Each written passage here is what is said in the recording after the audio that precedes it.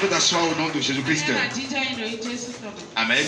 Amen. Donc, chers amis, le thème du mois que nous avions ouvert la séance passée,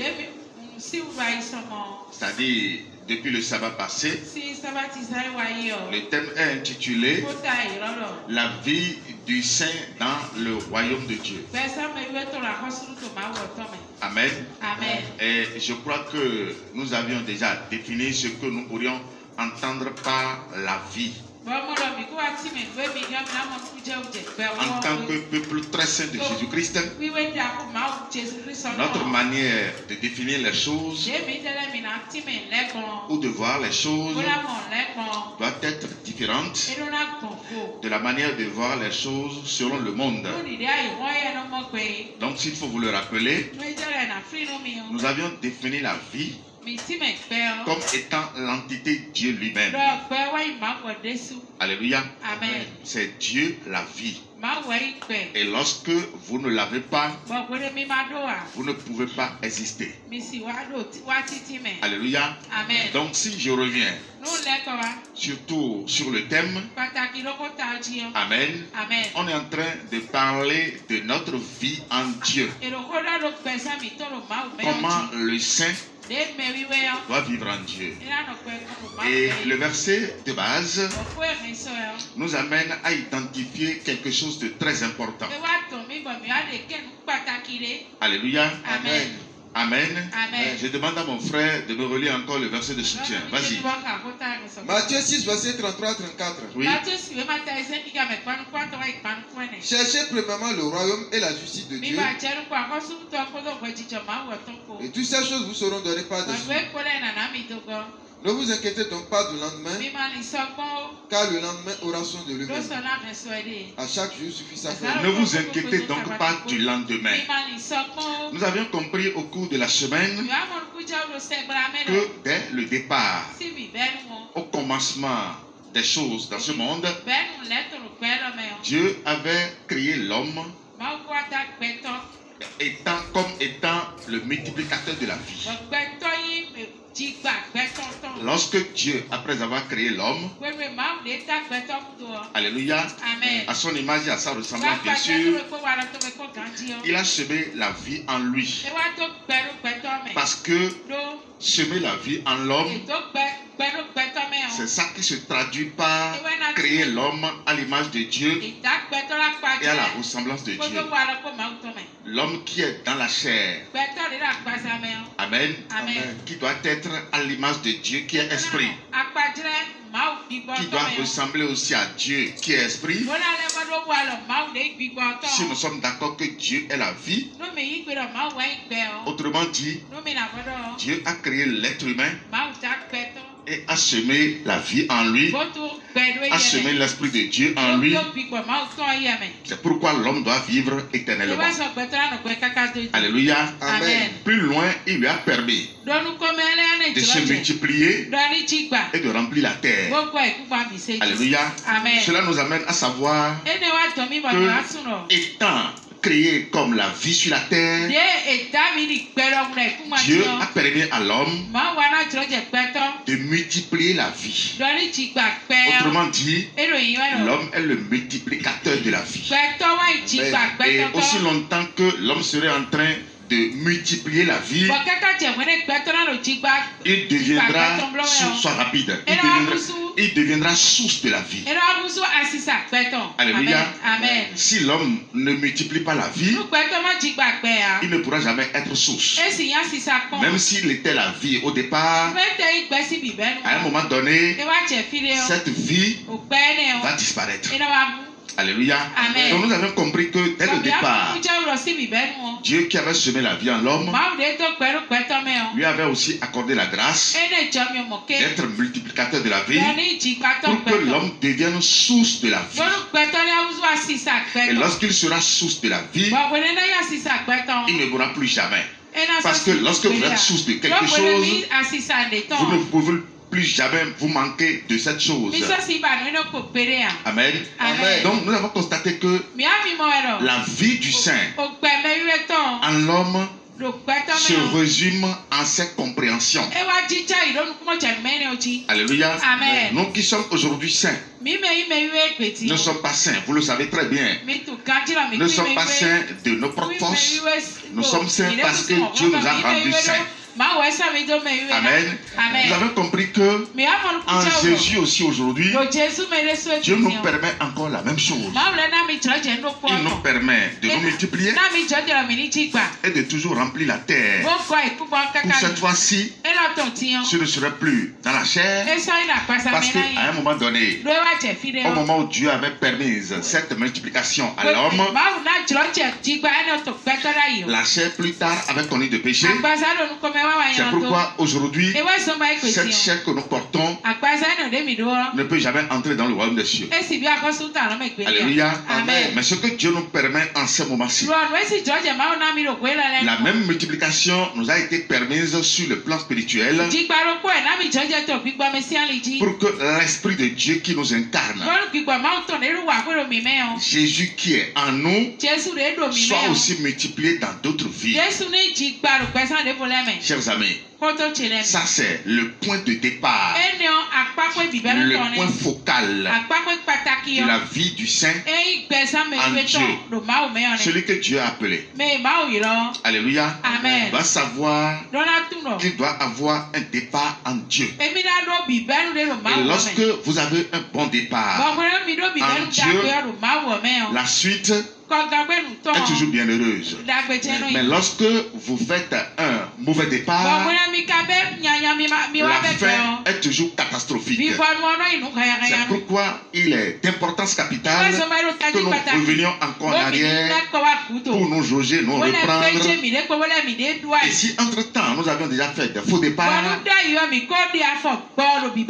alléluia, Amen. nous allons encore demander à Dieu de nous redonner encore d'autres contacts. D'autres contacts divins, bien sûr, pour nous permettre de nous repositionner en lui.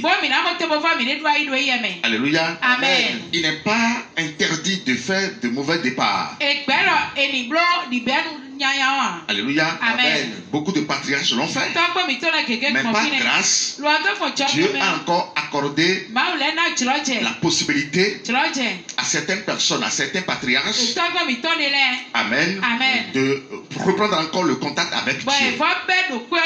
Et c'est ce à quoi Dieu nous appelle surtout en ce 8e mois de Dieu.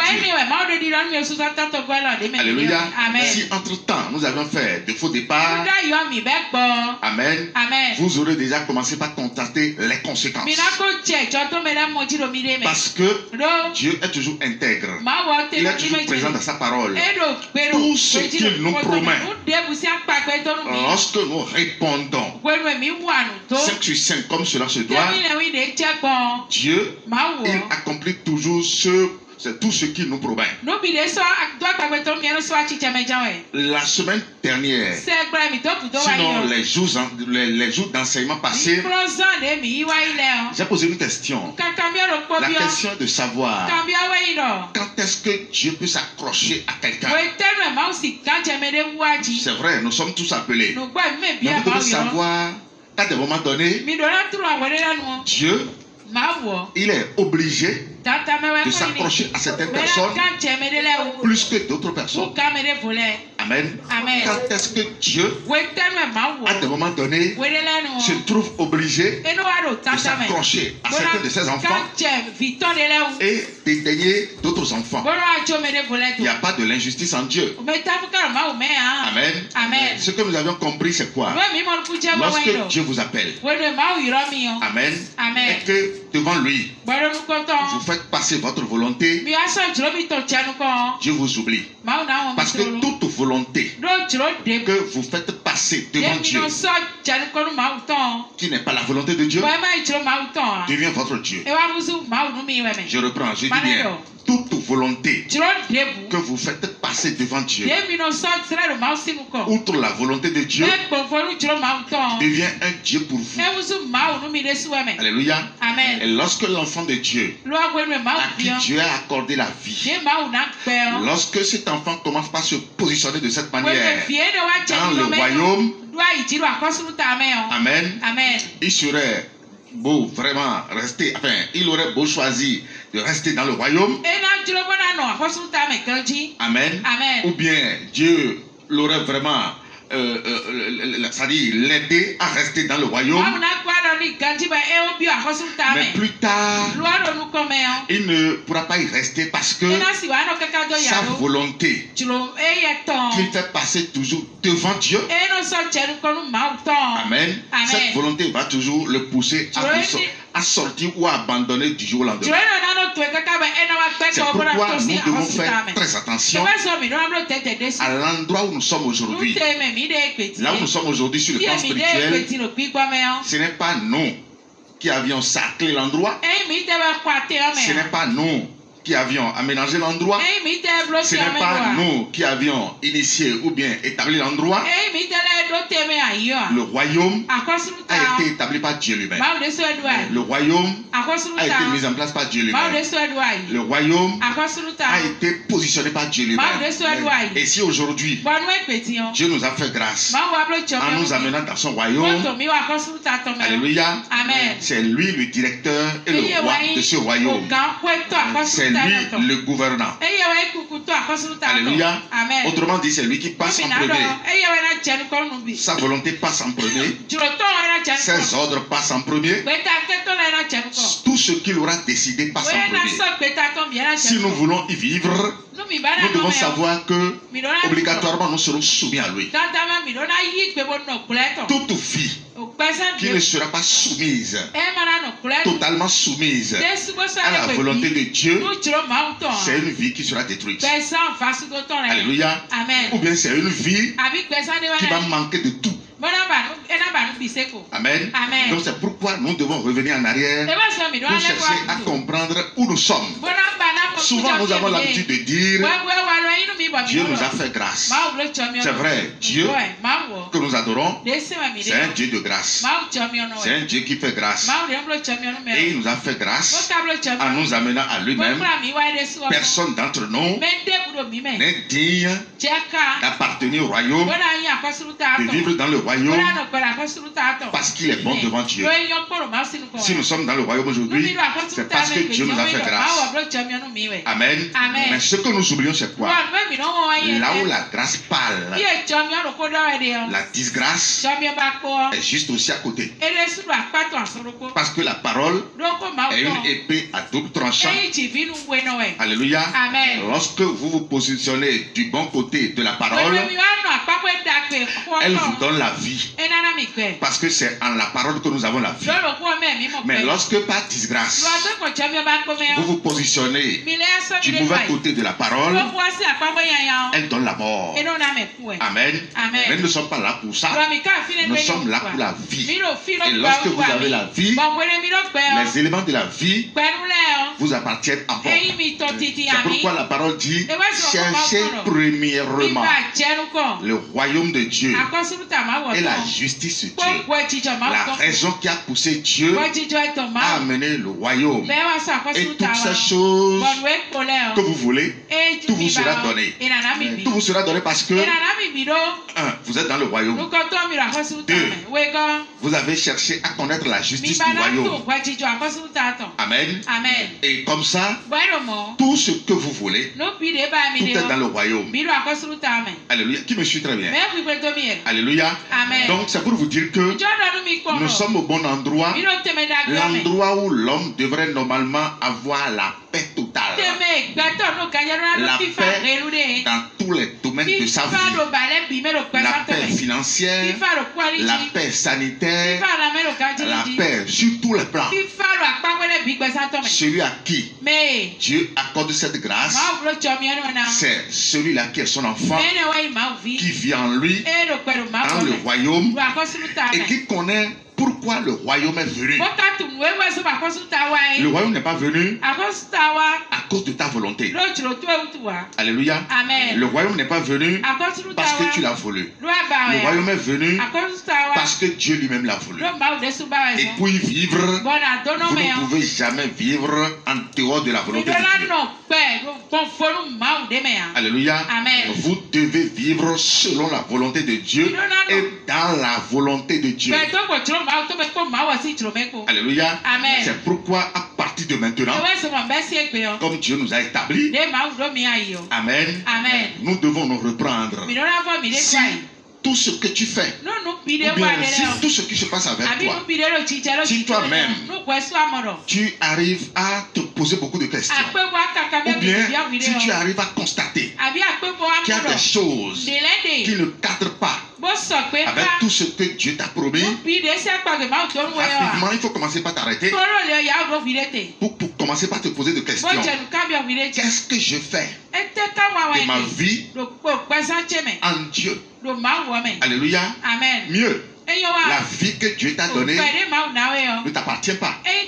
Elle appartient à Dieu et à Dieu seul.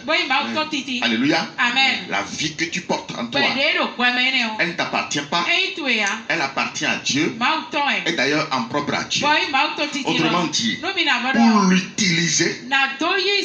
pour utiliser cette vie-là, cela ne relève pas de ton droit, mais cela relève de ce droit que Dieu porte en lui-même.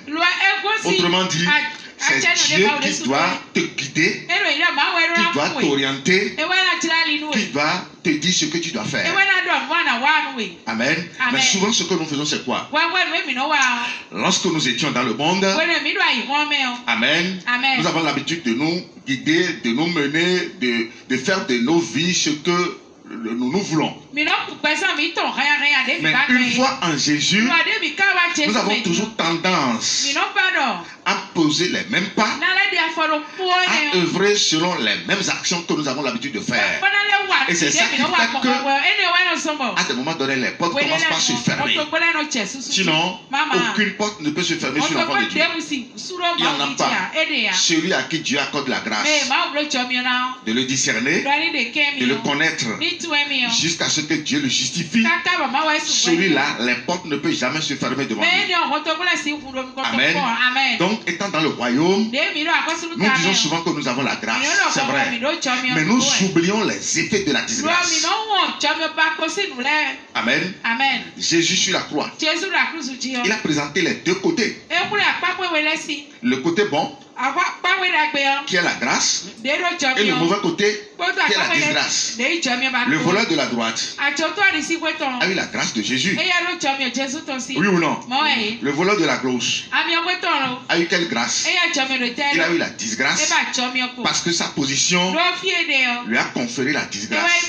Vous devez savoir que nous sommes aussi pareils. Amen. Et Jésus nous a établis où? Il nous a établis de son côté droit, le côté de la grâce. Mais nous n'allons pas oublier qu'il y a aussi la disgrâce. Parce que celui qui est appelé par grâce, amen, à qui Dieu a fait grâce, en lui donnant la vie, si celui-là ne sait pas qu'il y a la disgrâce, il ne va pas comprendre l'importance de ce que Dieu lui a donné. Alléluia. Et tôt ou tard, il finira par le perdre. C'est pourquoi vous devez revenir en arrière pour commencer par vous juger. Depuis que je suis venu, je suis qui en Dieu? Est-ce que Dieu m'a donné la vie? Oui, Dieu m'a donné la vie. Parce que personne ici ne peut dire qu'il n'a pas la vie. Alléluia. Amen. Ce que tu étais auparavant dans la main des sorciers, ce n'est pas la même personne qui se retrouve encore parmi nous aujourd'hui. Non. Autrefois, tu étais la proie des sorciers. Mais aujourd'hui, ces sorciers deviennent ta proie. Deviennent des confus devant toi. Amen. Ça veut dire que ceux qui te pourchassaient avant sont aujourd'hui confus devant toi. Si c'est comme ça, tu dois savoir que c'est parce que Dieu a semé la vie en toi. La vie ne fuit pas la mort. La vie a des pouvoirs sur la mort. C'est la mort qui fuit la vie. Alléluia. Donc si aujourd'hui, les sorciers devant qui tu fiais, c'est eux qui fuient devant toi aujourd'hui, donc tu dois savoir que autrefois tu n'avais pas la vie, c'est pourquoi tu étais en débandade devant eux. Mais aujourd'hui, Dieu t'a accordé la vie, c'est pourquoi ceux-là ne peuvent plus jamais t'attaquer et te gagner. Alors, quand c'est comme ça, ça veut dire que la base est bien jetée. La base est bien jetée. Tu as été bien conçu. Amen. Tu n'es pas un enfant mineur. Tu n'es pas quelqu'un de rétrogradé. Non. Aux âmes bien nées, la valeur n'attend pas le nombre des années. Ça veut dire quoi? Tu as été bien conçu, bien établi pour impacter la terre. Alléluia. Amen. Donc tu dois savoir que la disgrâce ne sera plus jamais ton ami. Parce que celui qui oublie qu'il doit se soumettre à Dieu, l'enfant de Dieu qui oublie qu'il doit se soumettre à Dieu est en train d'appeler la disgrâce. Et c'est ce que nous avons l'habitude de faire ici. Quand vient Dieu donne la paix, on dit bon voilà, nous avons la grâce. Alléluia. Et nous avons la grâce n'est pas synonyme d'être rebelle devant Dieu. Alléluia. Donc mon frère, ma soeur, reprends-toi. Dis à celui qui est à côté de toi, reprends-toi. Amen. Parce que celui à qui Dieu a promis tout, c'est celui-là qui doit aussi bénéficier de tout. Amen. Je l'ai dit dans les enseignements passés. Si au moment où j'étais païen, dans ma famille, j'étais vu comme quelqu'un de malheureux, normalement si je viens en Dieu, ma vie doit changer. Amen. En Jésus, il doit y avoir du changement. On ne peut pas être quelque chose hier parce qu'on était païen et rester demeurer toujours la même chose alors qu'on est en Jésus désormais. Alléluia. Si c'est comme ça, nous n'avons pas la langue déliée pour donner des témoignages aux païens. Amen. Le premier facteur de l'évangélisation, c'est le changement de votre vie. C'est ça le premier facteur. Et d'ailleurs, le facteur le plus grand. Alléluia. Parce que celui qui t'a vu hier, au moment où tu étais païen, doit s'étonner de ta nouvelle vie. Et tu vas lui dire, oui, c'est parce qu'aujourd'hui je suis en Jésus. Non, pas connaître le Jésus des Romains. Jésus que la Rome nous a imposé, c'est pas lui qui est notre Dieu. Mais ce Jésus que nous adorons, il est Dieu, le vrai Dieu authentique, qui ne ment jamais. Et d'ailleurs, si nous vivons, ce n'est plus nous qui vivons, c'est lui qui vit en nous. Comment c'est lui qui vit en nous? Et nous n'aurons pas changement de vie. Si nous n'avons pas changement de vie, ça veut dire que nous n'avons pas reçu. Alléluia. Alléluia. S'ils n'ont pas de changement de vie, ça veut dire que nous n'avons pas reçu. C'est pourquoi tu dois te reprendre. Moi, je ne suis pas ici. Amen. Pour enseigner des gens qui ne vont pas avoir, qui ne vont pas décoller leur vie. Alléluia. Je ne suis pas là pour ceux-là qui veulent rester toujours aveuglés. Mais je suis ici pour enseigner les aveuglés afin de leur permettre le recouvrement de la vue. Et lorsque vous avez les yeux ouverts, vous allez voir tout. C'est celui qui a les yeux fermés, c'est lui qui ne voit rien. Et lorsque vous ne voyez rien, vous ne pouvez aussi rien avoir. Avant d'avoir quelque chose, il faut au préalable l'avoir vu. Alléluia. Comment tu peux avoir ce portable sans jamais l'avoir vu? Jamais. Ça veut dire que si tu n'as pas l'argent, autrement dit, tu ne l'as jamais vu. Alors que Dans le spirituel, nous existons en Dieu. Et Dieu lui dit, l'or et l'argent m'appartiennent. Si véritablement Jésus nous a établis en lui, ça veut dire que sur le plan spirituel, nous avions déjà vu l'argent. Et si nous avions vu l'argent dans le spirituel, physiquement, nous devons le voir. Alléluia. L'argent lui-même ne peut pas nous fuir. Parce que spirituellement, nous sommes déjà son ami. Amen. Donc, une telle personne conçue de cette manière, amen, s'il vit sans impacter cette terre, il aura mal fait. Il aura vraiment mal fait. Dieu nous a gardés sains et saufs. Et jusqu'à l'éternité, aussi longtemps que vous serez dans cette parole, aussi longtemps que vous serez dans son nom, vous ne manquerez de rien. Le psalmiste a dit quoi? L'Éternel est mon berger. Et je ne manquerai de rien. Ce Dieu dont a parlé David, c'est lui qu'on te prêche ici. Alléluia. Si lui dit l'Éternel est mon berger et je ne manquerai de rien, aujourd'hui nous allons dire quoi? Jésus-Christ est mon roi et je ne manquerai de rien. C'est pourquoi le livre de Matthieu 6, 33 est trop vrai. Cherchez premièrement le royaume et la justice de Dieu, et toutes ces choses vous seront données par dessus. Alléluia. Nous allons voir ce que Jésus lui-même a dit au moment où il était dans la prière sacerdotale, au moment où il était totalement vers la fin de sa mission. Amen. Nous allons voir tout ce qu'il a dit dans le livre de Jean 17. Lisons ça un peu. Oui. Jean 17 à partir du verset 6. Oui. J'ai fait connaître ton nom aux hommes que tu m'as donné. Non, prends-moi à partir du verset 1er. Vas-y. Après avoir ainsi parlé, Jésus leva les yeux au ciel et dit, Père, l'heure est venue. Glorifie ton Fils afin que ton Fils te glorifie, selon que tu lui as donné pouvoir sur toute chair, afin qu'il accorde la vie éternelle à tous ceux que tu lui as donné. Amen. Alléluia. C'est un verset que nous lisons. Normalement, à chaque fois, va retenir l'attention de chacun. Amen. Il dit l'heure est venue. Amen. L'heure indiquée. Il s'agit de quelle heure? Alléluia. L'heure de ton salut. L'heure de la vie, l'heure de l'accomplissement de toutes les promesses de Dieu dans la vie de ceux qui vont le croire. Alléluia. Tout ce qu'il a fait sur la terre.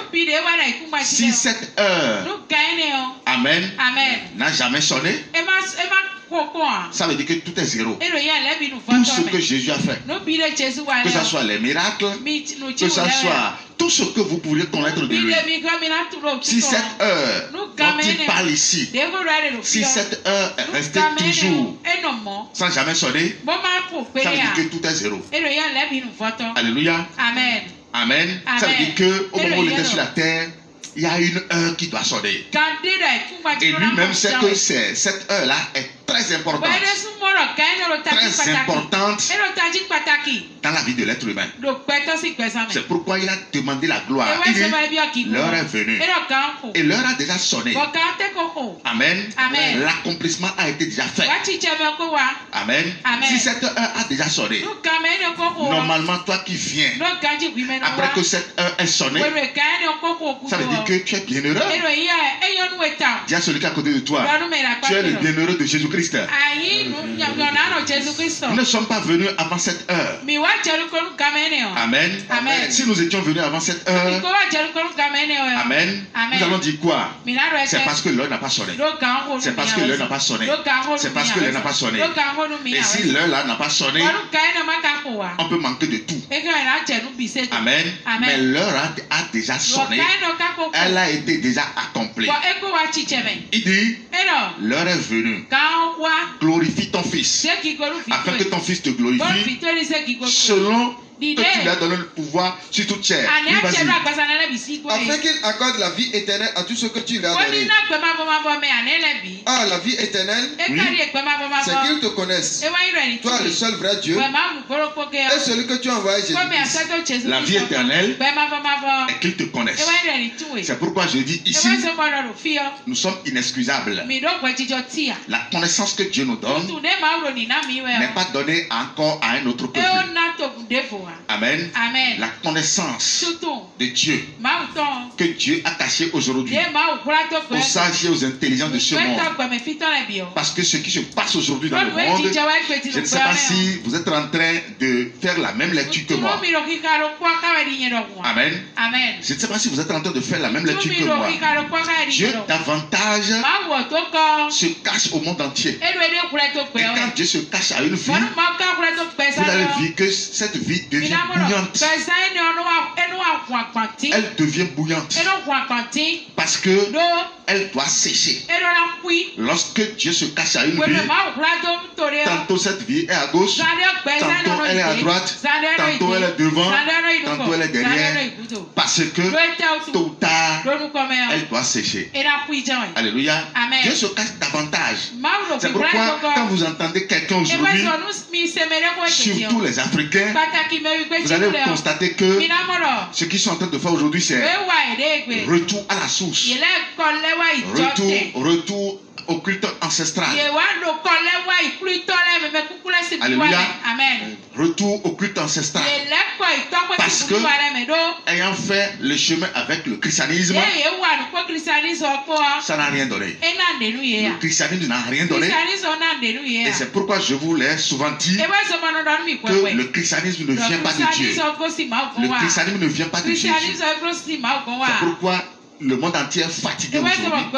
Surtout les Africains sont fatigués. Et chacun aujourd'hui rebrousse chemin pour aller encore dans les cultes ancestrales. Amen. Alors que, de par le passé, nous avions déjà fait des expériences avec le culte ancestral. Et on a rencontré quoi? On a rencontré la haute sorcellerie. On a vu la sorcellerie dans le culte ancestral. Tout ce que nous avions eu à faire avec les ancêtres, sur les mains des ancêtres, ça a donné quoi? Ça a donné la mort.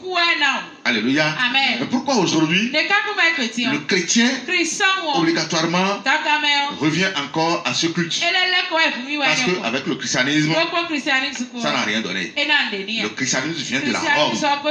Alléluia. Amen. Mais nous, aujourd'hui, vous devez savoir que nous sommes véritablement cette race que Dieu a prédestinée en Abraham. Alléluia. Amen. Parce que Abraham, quand vous le suivez bien, après avoir perdu le contact avec Dieu sur la terre de Canaan, n'a plus rebroussé chemin pour aller en Charan. Alléluia. Amen. Il a dû quitter la terre promise pour aller en Égypte. C'est la même chose avec nous aujourd'hui. Parce que avant nous avions pris part le christianisme et nous avions perdu le chemin. Mais Dieu par sa grâce nous a encore repris et nous a donné la bonne orientation aujourd'hui. Si bien que nous sommes le seul peuple, amen, qui ne va plus jamais se retourner encore dans le culte ancestral. Amen. Mais tous les chrétiens, sans exception, quelle que soit la dénomination, amen, tôt ou tard doit aller encore dans le culte ancestral. Parce que n'ayant pas vu Dieu, ils sont contraints. Alléluia. Amen. De revenir encore en arrière. Alors que les sorciers les attendent. Alléluia. Amen. Sinon, à un moment donné, moi ça me fait rire. Comment vous prétendez adorer quelqu'un qui est vivant? Amen. Amen. Parce qu'aujourd'hui, on dit, nous allons adorer Dieu par les ancêtres. Mais les ancêtres sont morts. Oui ou non? Les ancêtres ne sont pas vivants. qui me suit vraiment. Les ancêtres ne sont pas vivants, oui ou non? Alléluia. Amen. Dieu, lui, il est comment? Lui, il est vivant. Celui qui veut adorer, lui aussi, il est vivant. Comment moi qui suis vivant, en voulant adorer un Dieu qui est vivant, va prendre pas celui qui est mort? Mais ça ne marche pas. Il y a un coupure de pont, oui ou non? Il y a un coupure de pont parce que si je suis vivant, en voulant adorer celui qui est vivant, je dois prendre pas quelqu'un qui est vivant. Oui ou non? Dis à celui qui est à côté de toi, Jésus-Christ est vivant éternellement. C'est pourquoi au nom de Jésus-Christ est obligatoire. Jésus-Christ est le chemin imposé à toute la création aujourd'hui. Alléluia. Amen. Et quand je dis Jésus, je ne parle pas de Janus, le Dieu romain, non. Mais je parle de ce Jésus qui s'est révélé à toi ici. Alléluia. Dans le nom duquel tu vis. Alléluia. Amen. Avant qu'il ne quitte la terre, il a laissé des paroles très fortes. Et c'est des puissances que nous devons comprendre aujourd'hui. Alléluia. Vas-y, oui. Je t'ai glorifié sur la terre. Oui. J'ai achevé l'œuvre que tu m'as donnée à faire. Il dit, je t'ai glorifié. Si vous suivez ce monsieur, alléluia, tout ce qu'il est venu faire sur la terre, il n'a rien fait de lui-même. Amen. Rien fait de lui-même. De la même manière, étant dans le royaume, tout ce que tu vas faire, tu ne vas rien faire de toi-même. Amen. Tout ce que tu vas faire, ça doit être ce qui appartient à ton père. L'enfant légitime, l'enfant vrai, qui n'est pas bâtard, l'enfant qui veut réussir, qui veut aller de l'avant. Alléluia. Se soumet à son père dans la maison de son père. Mais lorsque vous êtes chez vous, lorsque vous êtes dans la maison de votre père et que c'est votre décision qui passe, alléluia, là vous n'êtes plus enfant légitime, ou bien vous devenez enfant prodigue. Mais l'enfant prodigue ne réussit pas toujours. L'enfant prodigue, alléluia, aujourd'hui c'est bon, mais demain c'est le malheur. Mais Dieu nous a appelés comment? Dieu nous a appelés pourquoi? Il nous a appelés par sa grâce. Et il nous veut nous donner un avenir meilleur. Dieu ne veut pas qu'aujourd'hui soit bon et que demain soit malheureux. Non. En Dieu, il n'y a pas de malheur. C'est pourquoi si tu es ici et que tu nous écoutes, amen, tu dois commencer par juger ta vie. Et ta vie doit être très importante devant toi. Ne te néglige pas. Ne t'abandonne pas. Parce que si tu te négliges, ce n'est pas ton frère ou ta soeur qui prendra soin de ta vie. Chacun ici a l'obligation de prendre soin de sa vie en Dieu. Alléluia. Et prendre soin de sa vie en Dieu, c'est de faire tout possible pour se soumettre à Dieu. De ne jamais faire passer sa propre volonté devant Dieu. Non. Alléluia. Oui, vas-y. Et maintenant, toi, Père, glorifie-moi auprès de toi, même pour la gloire que j'avais auprès de toi avant que le monde fût. J'ai fait connaître ton nom aux hommes que tu m'as donné du monde. J'ai fait connaître ton nom. Mais c'est pourquoi nous sommes là. J'ai fait connaître ton nom. Alléluia. Il est en train de faire un grand résumé, surtout par rapport à la mission qu'il est venu accomplir. Amen. Pourquoi il n'a pas dit j'ai fait des miracles? Pourquoi il n'a pas dit ça? Qu'est-ce que le monde chrétien veut aujourd'hui? Tiens celui qui est à côté de toi. Qu'est-ce que toi tu veux pour venir ici? Alléluia. Le monde chrétien veut des miracles. Et c'est ce que les pharisiens lui ont demandé. Ils lui ont demandé de lui faire un miracle. Race pervers et idolâtre. Il ne vous sera plus jamais donné un autre miracle à part le miracle de Jonas. Pourquoi il n'a pas dit j'ai fait des miracles? Les miracles qu'il a fait là, c'est zéro. Amen.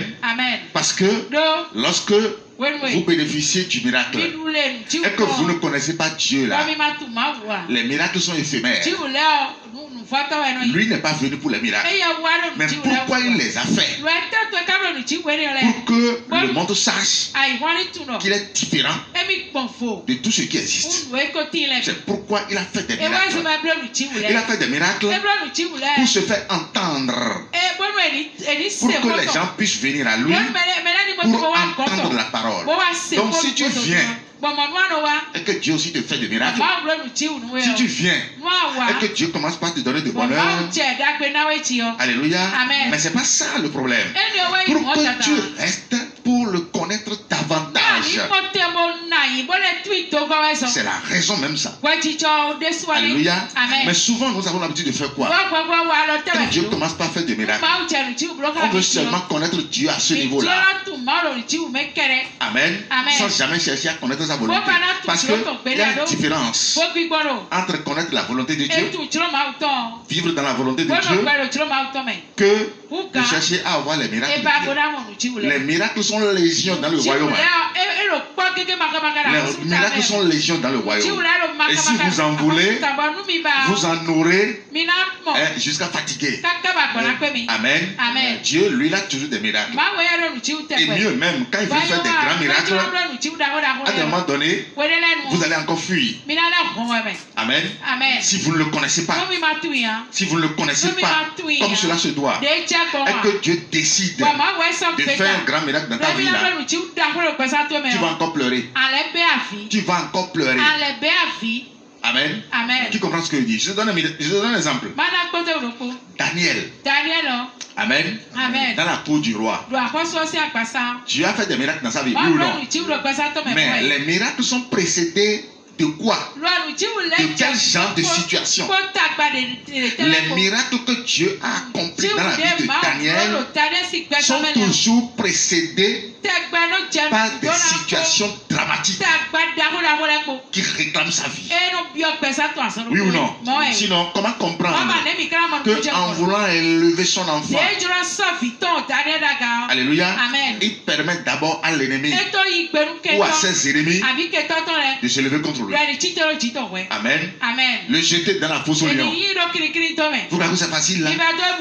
Le jeter dans la fournaise. Vous croyez que c'est facile? Si Dieu dit, d'accord, je vais te faire un grand miracle parce que je vais t'établir président de la République. Et il dit, avant que tu ne sois président de la République, levez-vous, les ennemis, attaquez-le. Alléluia. Toi-même tu vas dire quoi? Pourquoi Dieu tu fais ça? Pourquoi tu me fais ça? Mais je te connaissais, non? Amen. Ça veut dire que tu n'es pas encore venu au niveau de miracle. Amen. C'est pourquoi il est d'importance capitale que tu le connaisses d'abord profondément pour savoir comment te soumettre à lui, pour ne jamais faire passer ta volonté devant lui. Daniel n'a pas eu le cœur déboussolé. Il est resté toujours intègre. Lorsque le roi a jeté les défis, il dit, moi je vais toujours continuer d'adorer Dieu. Et il a ouvert sa fenêtre en direction de Jérusalem. Et la Bible dit 3 fois par jour, il donnait adoration à Dieu. Si c'était toi, tu allais fermer l'adoration. Tu allais fuir même le sabbat. Oui ou non? Alors que si tu traversais cette tragédie-là, Dieu te promet la victoire. Exactement comme les enfants d'Israël. Amen. Avant que Dieu les amène au niveau des 12 sources d'eau, il y a d'abord l'eau de Mara. Qu'est-ce qu'ils en ont fait? Ils en ont bu. Alléluia. Ils ont bu les eaux de Mara. Donc c'est pour te dire que le miracle que tu veux même là, il y en a en quantité et en qualité suffisante dans le royaume. Dimension par dimension, degré par degré. Amen. Donc le niveau où tu es aujourd'hui là ne te permet pas encore que Dieu te donne un miracle vrai. Alléluia. Sinon, s'il décide maintenant de te donner miracle ouvert, tu iras encore chez Satan. Amen. C'est pourquoi tu dois faire tout possible pour savoir comment te soumettre à lui. Les Daniel ont compris comment se soumettre à Dieu. Pour ne jamais faire passer leur volonté devant Dieu. Alléluia. Amen. Qui me suit vraiment là? Vas-y, oui. J'ai fait connaître ton nom aux hommes que tu m'as donné du milieu du monde. Oui. Ils étaient à toi et tu me les as donnés. Et ils ont gardé ta parole. Ils ont gardé ta parole. Suivez ce qu'il est en train de dire. Ils ont gardé ta parole. C'est pour ça qu'il est venu. Alléluia. Amen. Ils ont gardé ta parole. Celui qui garde la parole. Parce que la parole c'est quoi? Lis-moi, Jean 1. Attends-moi d'abord ici. Lis-moi Jean 1 à partir du verset 1er. Sois rapide. Jean 1 à partir du verset 1er. Oui. Au commencement était la parole. Oui. Et la parole était avec Dieu. Et la parole était Dieu. Au commencement était la parole. La parole était avec Dieu. Et la parole était Dieu. Alléluia. Amen. J'ai l'habitude de dire quelque chose. La parole, amen, est différente de ce que les gens comprennent dans la Bible. Tu n'as pas besoin d'aller à l'école avant d'avoir la parole de Dieu dans ta vie. Tu n'as pas besoin d'aller à l'école. Amen. Tu n'as pas besoin de savoir parler français, l'anglais, patati patata, avant d'avoir la parole de Dieu. Parce que c'est la parole qui t'a créé. J'ai souvent dit ici, la parole de Dieu ne dépasse pas la prononciation, le verbe que Dieu a sorti de sa bouche sur les 7 jours de la semaine. C'est toute la Bible ça.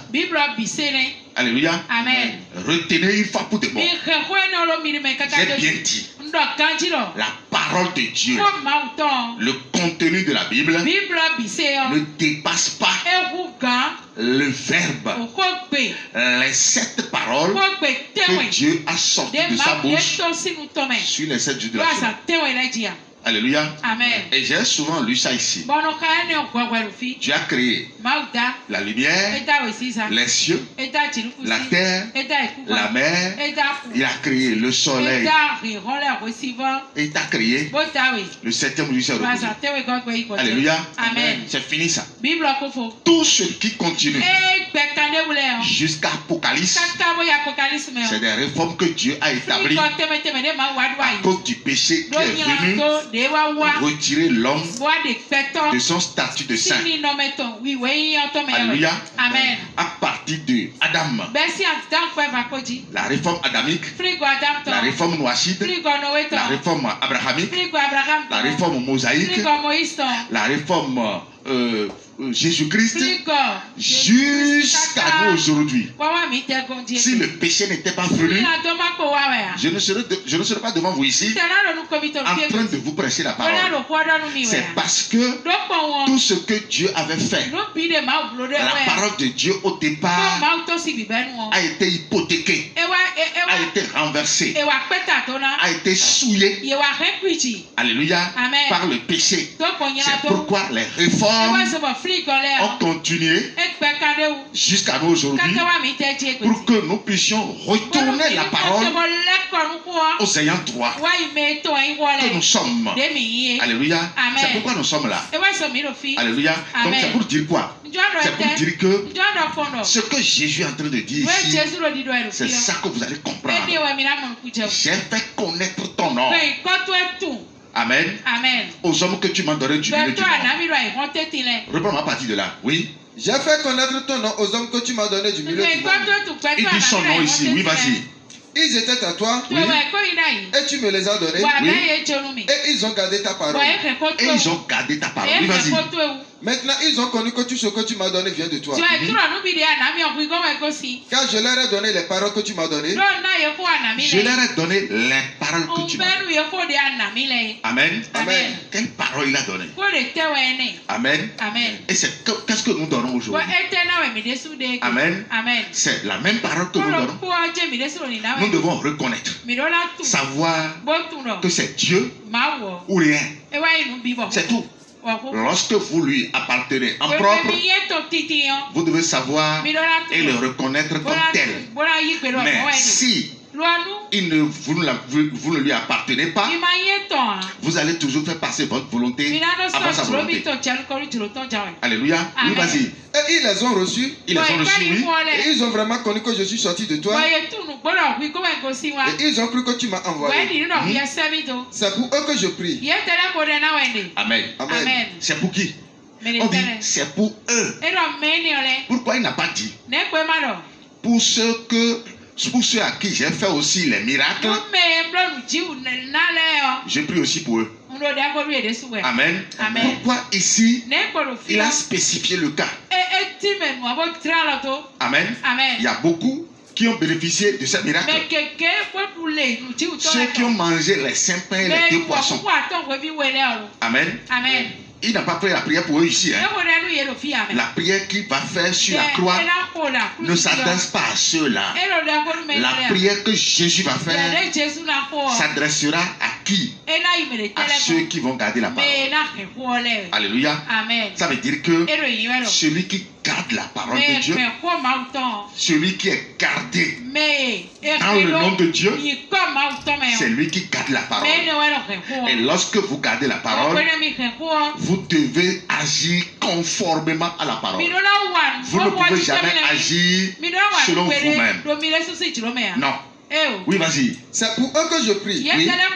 Je ne prie pas pour le monde. Je ne prie pas pour le monde. Mais il a donné à manger à beaucoup de personnes. La multiplication des pains, c'est pas une seule fois. Hein. C'est pas une seule fois. Hein. Au moins 3 fois dans la Bible. Alléluia. Amen. Mais il n'a pas prié pour ceux-là. Ça veut dire quoi? Là où tu es là. Amen. Si tu sais comment te positionner, repositionner d'office, Dieu va s'accrocher à toi. Mais si tu es là à cause de miracles, Jésus n'a pas prié pour ceux-là à qui il a fait des miracles. Amen. Mais il a prié pour ceux-là qui ont gardé sa parole. Alléluia. Et si tu es là parce que tu gardes la parole de Dieu, si tu es là parce que étant dans le royaume, tu ne veux jamais que la parole de Dieu t'échappe. La grâce de Dieu va toujours demeurer avec toi. Vous savez, c'est pas quelque chose qui sera fait. C'est déjà fait. Le principe est déjà établi. C'est pas comme c'est maintenant que ce serait fait après. Non. Le principe est déjà établi. C'est tout comme si il y a quelque chose qu'on a déjà mis en marche et qui tourne déjà. Alléluia. Ce n'est pas maintenant que ce sera mis en marche. Ça veut dire que la vie, le salut, la richesse, tout ce que tu veux là, tout a été déjà mis en place et mis en marche. Amen. Il suffit seulement que tu arrives à discerner le principe qui régit le royaume pour que tu bénéficies de tout. Alléluia. C'est pourquoi moi, à des moments donnés, j'ai le cœur aigri, j'ai le cœur qui sait. Amen. L'enfant de Dieu que nous sommes. Amen. Nous sommes ceux-là qui doivent montrer, qui doivent révéler Dieu à l'humanité. Parce que si la lumière qui est en nous n'a pas la capacité, alléluia, d'amener d'autres personnes à la lumière, vaut mieux que cette lumière s'éteigne. Amen. Et si cette lumière s'éteint, combien de fois cette obscurité sera grande? Celui qui est lumière, lorsque celui-là, à un moment donné, s'éteint, il n'y a plus rien qu'on puisse prendre pour le rallumer après. Alléluia. Dieu nous a déjà allumés et nous ne serons jamais éteints. Mais si nous-mêmes nous parvenons à encore nous éteindre, avec quoi on va encore nous rallumer? Parce que nous sommes ces lampes, nous sommes ces lumières qui doivent allumer et rallumer le monde des ténèbres. Qui me suit vraiment? Oui, vas-y. Je ne prie pas pour le monde, oui, mais pour ce que tu m'as donné, parce qu'ils sont à toi. Parce qu'ils sont à toi. Qui est à Dieu ici? Qui est pour Dieu ici? Est-ce que tu le sais intérieurement? Alléluia. Est-ce que tu sais que tu appartiens à Dieu? Si tu appartiens à Dieu, ça veut dire que tu ne t'appartiens pas. Est-ce que quelque chose qui appartient à Dieu, Amen, peut manquer des avantages de Dieu? Quelque chose qui appartient à Dieu, soyons conséquents avec nous-mêmes. Quelque chose qui appartient à Dieu, peut-il rester sans manquer, sans bénéficier des avantages qui se trouvent en Dieu? Je crois que non. Amen.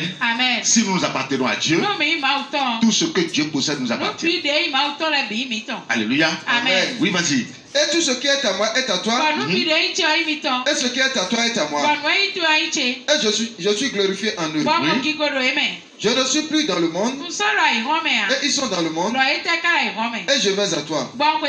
Père Saint, garde en ton nom ce que tu m'as donné. Garde en ton nom. On va voir son nom. Au moment où il parlait là. Alléluia. Parce qu'il est en train de dire quelque chose de sérieux à Dieu. Il est en train de prier pour ceux-là qui a remis la parole. Alléluia. Et dans ce qu'il est en train de faire ici, nous sommes en train de lire une sincérité du cœur. Il a déjà tout fait. Il a déjà tout dit ici dans le livre de Jean 17 avant de les amener dans le jardin de Gethsémani. Donc ici, il est sincère. Il sait que la chose est vraiment sérieuse pour lui. Il dit, garde-les en ton nom. Garde-les en ton nom. Lis-moi ça dans Apocalypse. Apocalypse 9, verset 11 et 13. Oui. Puis je vis le ciel ouvert. Et voici parut un cheval blanc. Celui qui le montait s'appelle fidèle et véritable. Je vis le ciel ouvert. Et parut un cheval blanc. Celui qui le montait s'appelle, il est fidèle et véritable. Oui, vas-y. Et il juge et combat avec justice. Ses yeux étaient comme une flamme de feu. Sur sa tête étaient plusieurs diadèmes. Il avait un nom écrit que personne ne connaît, si ce n'est lui-même. Il a un nom écrit que personne ne peut connaître, si ce n'est lui-même. Alléluia. Amen. On dit ce nom est caché à tout le monde, à toute l'humanité, à part lui-même. Amen. Amen. On va écouter le nom, oui. Et il était revêtu d'un vêtement teint de sang. Son nom est la parole de Dieu. Son nom est la... Alléluia. Son nom est la parole de Dieu. Alléluia. Et c'est cette parole qui s'est faite chair pour venir habiter parmi nous, pleine de grâce et de bonté. Maintenant, ici, toujours dans le livre de Jean 17, il dit, au moment où j'étais dans le monde avec eux, je les gardais en ton nom. Maintenant, Père très saint, je vais à toi. Je te prie de ne pas les ôter du monde, mais de les garder toujours en ton nom.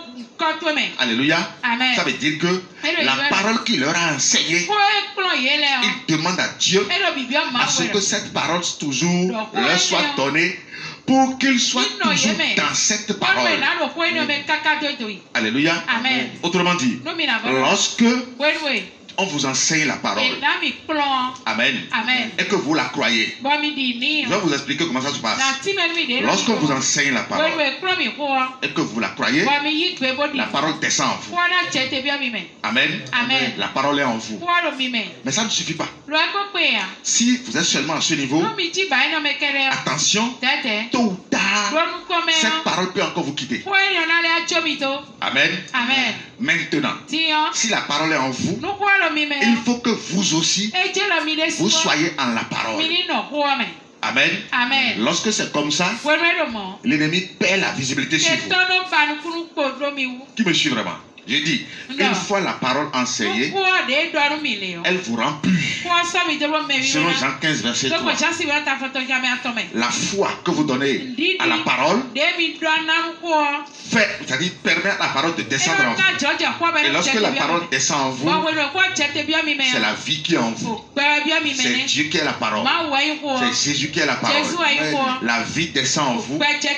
Alléluia. Amen. Et personne ne peut vous attaquer et vous détruire. Ça fait un. Maintenant, il faut que vous aussi au complet. Il faut que vous soyez dans la parole. Là, on ne peut plus voir. Amen. Non seulement on ne peut pas voir en vous, on ne peut pas vous voir sur le plan spirituel, parce que en vous c'est la partie spirituelle. Dans votre partie spirituelle, on voit la parole. On ne va pas vous voir parce que la parole est en vous.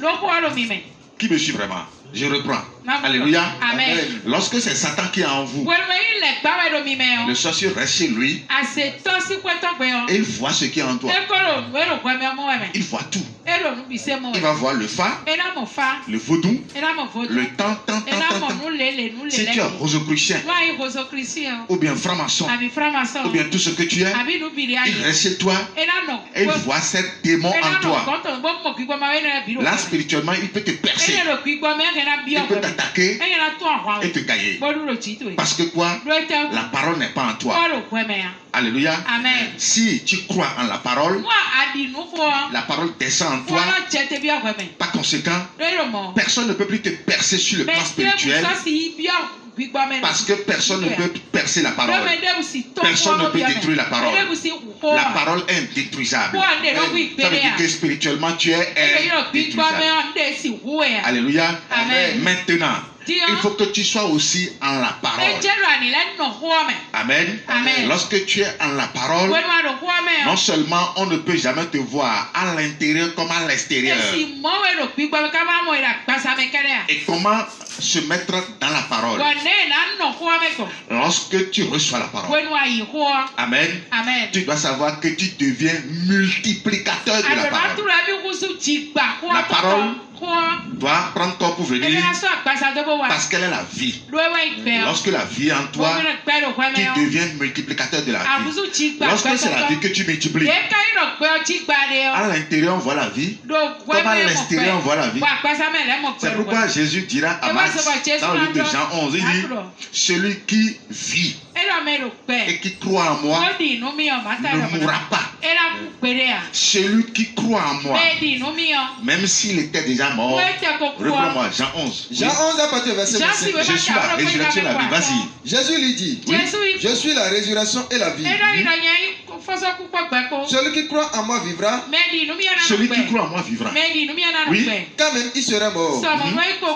Et quiconque vit et croit en moi ne mourra jamais.